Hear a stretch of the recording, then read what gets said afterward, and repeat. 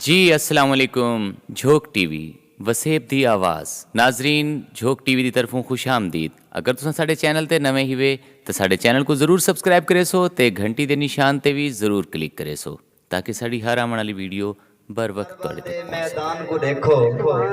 सांग उते हा सिर सैयदा पढ़दा हा कुरान को देखो। उस्ताद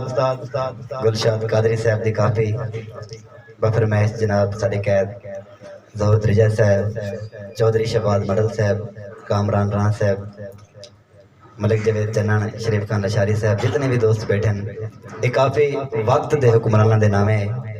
जेडे अजकल सारे मसीतां तो सारे जेड़ा फकीदा जगह उतों स्पीकर भी लगा किए गए साकों शरेआम खुल के इबादत भी नहीं की करन दी वेंदी ये काफ़ी कारी साहब जिंद डाढ़ियां दे हाथ आ गई है क्या थी मना हाथी क्या गई है वो क्या थी मना हाथी क्या गई है जिंद डाढ़ियां दे हाथ आ गई है क्या थी मना हाथी क्या गई है होए क्या थी बना हाथी क्या गई है नैना लाया हम सुख वल पोसन हो नैना लाया हम सुख वल पोसन इहा खबर ना है दुख गल पोसन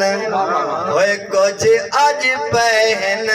कुछ कल पोसन लग हिजर फिराक दी भाग गई है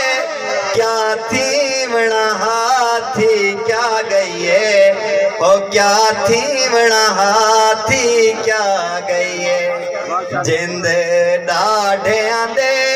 हाथी आ गई है क्या थी बना हाथी क्या गई है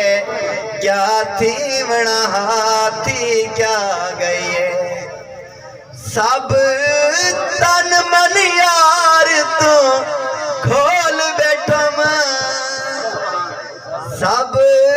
तन मन यार तू खोल बैठम ना पई पैसा रख कोल बैठम जिथा बैठम गाली चोल बैठम भाई सांग ही जर दिखा गई है क्या थी बना हाथी क्या गई है क्या थी बना हाथी क्या गई है जिंद डाढ़ियां दे हाथी आ गई है क्या थी बना हाथी क्या गई है